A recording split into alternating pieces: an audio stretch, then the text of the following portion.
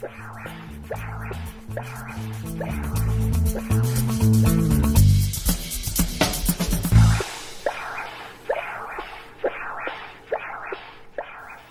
that you learned about the physics of ultrasound, I will show you that these ultrasound waves can be used for many different things in echocardiography. Echocardiography, as you probably know, consists of many different components, and the first component I would like to discuss is two-dimensional imaging. The camera doesn't make a bit of difference. All of them can record what you are seeing, but you have to see. This is a quote by Ernst Haas, who is one of the greatest photographers of all times, and it is also true for ultrasound. We'll be talking a lot about technical stuff and how images are created. But keep in mind that it is you, your experience, and your capabilities to interpret images which really makes a difference in the end. But first, one step back. We have to understand the principles. In the previous chapter, we discussed how the ultrasound wave is reflected when it hits a boundary. But how can we now build an entire image with the help of ultrasound? Well, to do that, we need not only one transducer or one crystal, but we need several, many as a matter of fact. And each of these crystals fires a beam and then waits if a reflection and when the reflection returns. And it does that one after the other successively. Now, in a normal image, you will not notice that. It just goes so quickly that you have an entire picture in an instant. But on each boundary, we'll then get a reflection, and that is processed to an entire image. Depending on how the ultrasound rays are emitted from the transducer, we can distinguish so-called linear array probes from curvilinear array probes. In linear array probes, we have a parallel orientation of the ultrasound beams. Therefore, the ultrasound field is just as wide as the footprint of the transducer is. In other words, the width of the transducer. This is not the case in curvilinear array probes, where we have a fan-like expulsion of ultrasound rays. Here we have a smaller footprint than the field actually is. Therefore, these transducers are ideal for cardiology, where you have small intercostal spaces and where you do not have very much room to place the transducer. So, in cardiology, we mainly use curvilinear array probes. And here's a beautiful example of an ultrasound image. You can see again the shape of the sector, a curvilinear array probe, and you can see that there are light and dark areas. The light areas, or the white areas actually, are those areas where we have a lot of reflection, while those which are dark don't. Thereby we can really distinguish tissue from each other. Tissue which has a lot of echogenicity and tissue which doesn't. Do you all recognize what this is? Well, obviously this is not a heart, but it's a fetus. But the same principles apply to all types of ultrasound, no matter where you use it. So, ultrasound is a cut plane technique. This means we're looking inside a structure or inside an organ. Now, this makes the interpretation of ultrasound sometimes quite difficult, because you have to have a good understanding of the true shape of a structure, and you have to kind of internally reconstruct the images and the cut planes that you see. But it also has the large advantage that you can see into an organ and see what's going on inside. The 2D image quality in echocardiography has made a tremendous leap in the last 2 or 3 decades. I can still remember the first images I saw was probably sometime around 1985 or 86, I guess. And at that time, I had the impression what people were doing with echocardiography was more like guessing. For example, at that time, I never really was able to really see the pulmonic valve. Now you can see it in every patient. But what makes good image quality? What are the criteria? Well, it's spatial resolution, contrast resolution, and temporal resolution. First, I would like to discuss spatial resolution. Now, spatial resolution can be divided into lateral and axial resolution. Lateral resolution is defined as the ability to distinguish between objects which are on the same line, or in other words, at the same depth, while axial resolution is defined as the ability to distinguish between objects which are on the same axis at slightly different depths. Here's an example of a phantom that has been scanned with 2 different transducers. On the left-hand side, a transducer with a low lateral resolution, and here with a high lateral resolution. Look at these points here. These imaging points are much more blurred in this situation, and it's even impossible to distinguish that there are actually more than one image points. So this is lateral resolution. But what determines lateral resolution? Well, basically it's the beam width and the line density. We'll talk about that later. The imaging frequency and also the gain settings. Here's another phantom which shows you the effects of axial resolution. On the left hand side we're imaging with a fairly low frequency, 6 MHz, while on the right with 12 MHz. And the difference is very apparent. We have blurring and confluation of these imaging points, while we do not have that in this example. Also take a look at the background here. This image is much sharper. Even details are apparent.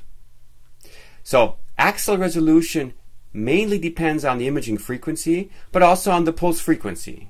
So the lateral resolution largely depends on the number of scan lines you have. And good transducers have high scan lines, and poor transducers have few scan lines. But there's a limitation as to how many scan lines you can use, simply because we always have to wait for a return signal until we can send out the next scan. So in a way, frame rate limits the number of scan lines we have. And then there's another limitation. It's just a physical limitation of how many little crystals you can put in the transducer. It does get quite crowded in there. Would you fit in that pool? Would you even want to fit in that pool? Do you think I did? Well, find out for yourself. But aside from the absolute number of beams that we have, it's also important how wide these beams are. In other words, what the beam width is. This illustrates the problem. If we have very wide beams, then a structure, this structure here, would be hit by two beams. And thereby, the system would think they're two separate points. Opposed to a situation where the beam width is very narrow, and then we only have a distinct reflection from one beam, and thereby a correct representation of the actual situation. Now I would like to help you understand the importance of the ultrasound pulse and how it affects the image resolution, both the lateral and the axial resolution. When we are generating an image, we are sending out a pulse.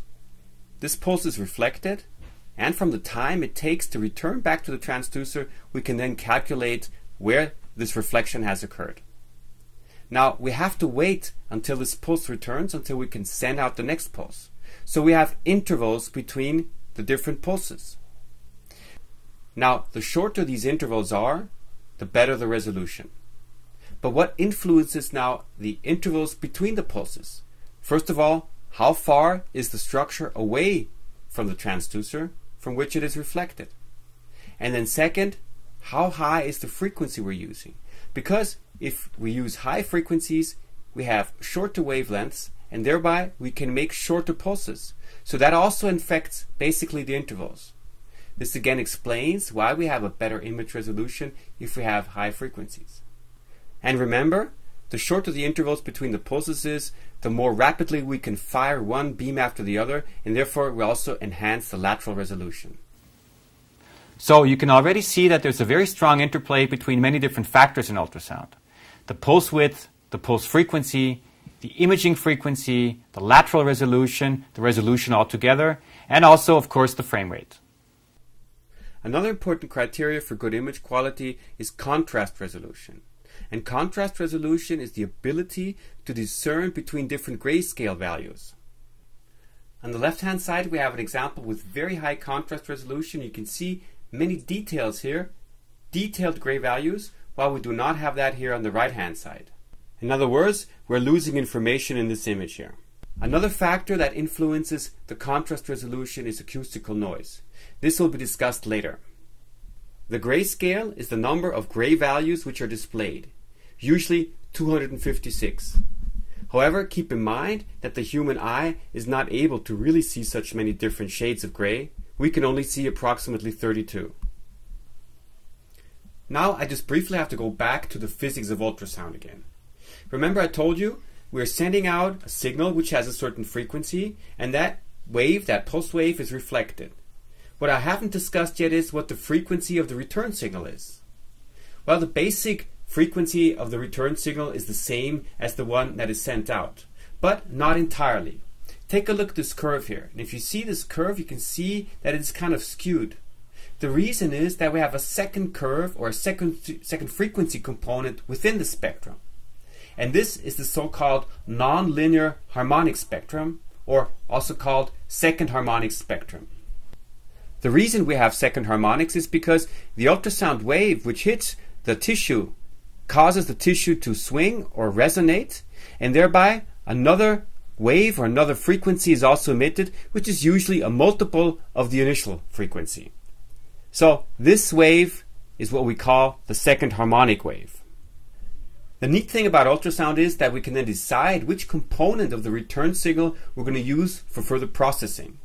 Either we use the component which has the same frequency as the send frequency, then we call it fundamental imaging, or we can filter that out and only use the harmonic component, then we call it harmonic imaging. But why would someone want to use only the harmonic component, which obviously has a much lower amplitude? The reason is quite clear. The image quality is better. We have much less artifacts. But now it's time that we go to the ultrasound machine, where I would like to show you exactly what the influence of harmonic imaging and the imaging frequency on the quality of the 2D image is. Harmonic and fundamental imaging gives us a bit of a different characteristic of the image. Here's an example. On the top, we have two different frequencies of fundamental imaging, and on the bottom, we have two different frequencies of harmonic imaging. You can see that with harmonic imaging, usually the cavity and the heart chambers themselves, or the inside of the chambers, are dark, while with fundamental imaging, we have more artifacts or speckles within the image. The other thing we see is that with harmonic imaging, we have a better endocardial delineation, and the valves also appear a bit thicker or more blurred. But in general, as you will probably also agree with me, the image quality is better with harmonic imaging than with fundamental imaging. So far, we only saw and talked about still images. But with echocardiography, we're also interpreting moving structures, such as heart valves and the myocardium. So it's very important to also understand how moving images are created and which factors influence them. To understand how moving images relate to the quality of ultrasound, it's important to use the term frame rate. Now, frame rate is defined as the number of images, or the number of pictures actually, which are displayed within 1 second. Just to give you a better appreciation, in PAL television we have frame rates of 25 frames per second, while with HDTV we have frame rates of 60 pictures or frames per second. And what can we achieve with echocardiography? Well, frame rates above 200 frames per second, and with experimental ultrasound even more, probably above 2000 frames per second. But the question remains, why do we need such high frame rates in the first place? They're higher or quicker than what our eye is able to grasp. Well, Marion is going to show you now in a demo what it is good for in ultrasound. So I'd like to show you now something about reviewing the images and what is the advantage of these high frame rate images. You see here I have already stored an image from the mitral valve with a high resolution zoom with 109 frames per second. If I just recall the image and look at the valve, looks nice, but actually, to say the truth, the eye cannot look fast enough to detect the real very small motion. So we cannot separate these 109 frames. So what to do? You have two possibilities. You can either look at the image in slow motion, so just take the trackball and remove a little bit the speed of the image. And you can see very nicely here how the valve is opening, there's some movement, and then it's closing. So then you can really appreciate the high frame rate and the small details of the movement here. You can also just freeze the image, so stop it, and then go with the trackball, go frame by frame to the part where you are mostly interested in. You see here, for example, I'm interested in this part now, and then you can just scroll back and forth. This might be interesting in valve movement or when you have some endocarditis or something. Everything which moves very fast, it's very nice to have the high frame rates, and then in the review mode to go with slow motion or frame by frame. So a number of factors influence the frame rate. The sector width, the frequency, the number of scan lines we have, and also the imaging depth. And finally, I would like to briefly discuss some of the limitations of 2D imaging and of ultrasound in general. In particular, I'll talk about attenuation, about the influence of various tissue, and then we have a specific chapter for you on artifacts. We already talked about attenuation in the chapter on the physics of ultrasound. Just for review purposes, attenuation is the decrease in amplitude and intensity of the ultrasound wave as it travels through a medium, and is caused by absorption, reflection and refraction, and by shadowing. Basically, attenuation is the transfer of energy from the beam to the tissue. And I mentioned earlier, and I cannot mention often enough because it's very important, absorption is proportional to the imaging frequency. In other words, if you have high image frequencies, you will not penetrate very deeply. And if the ultrasound beam hits a structure where we have a lot of attenuation, as for example here where we have a gallstone, then no ultrasound rays can pass through and we'll have what we call shadows. The variability in attenuation from one ray to the other can also cause a phenomenon which you might call pseudo-enhancement. Here we have a cavity which has a fluid inside, and thereby there's not very much attenuation. So when the ultrasound rays pass through this structure, there's still a lot of energy left, and therefore we have more bright echoes than, for example, here on the side where this reduction in attenuation did not occur. The nice thing is that we can manipulate the way the image appears on the screen. In other words, we can amplify the return signal by using the so-called gain function. I will show you in the subchapter on how to optimize your image how this is done. But even the gain button won't help you if you're confronted with the biggest enemy of ultrasound, with air and with bone. Why is this so? Well, while with normal tissue we also have some degree of absorption and reflection, but still most of the ultrasound rays can pass through and penetrate deeper into the tissue. This is not the case if we have bone or air. If we have bone, there's very much absorption, and if there is air, we have very much reflection. In both instances, the result is the same. The ultrasound rays do not pass through.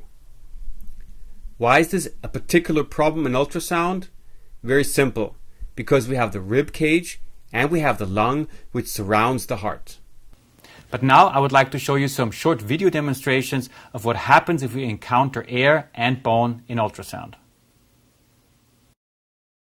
Where is air a problem in echocardiography? The lungs. Here's an example. We have beautiful image quality, but as soon as I ask the patient to inhale, the heart is gone. So we're now trying to image the heart through the lungs, which simply doesn't work. As soon as he exhales, the image is there again. So air is no good. The second enemy we have is bone. Here we have an image. As soon as I move the transducer towards the sternum, the image is gone. So we have a black image. We just can't see the heart, even though the heart is obviously behind the sternum. So the second enemy is bone. So this concludes the subchapter on two-dimensional imaging. With all this information in the back of your head, in the next chapter we will turn to how to optimize the 2D image on the ultrasound machine.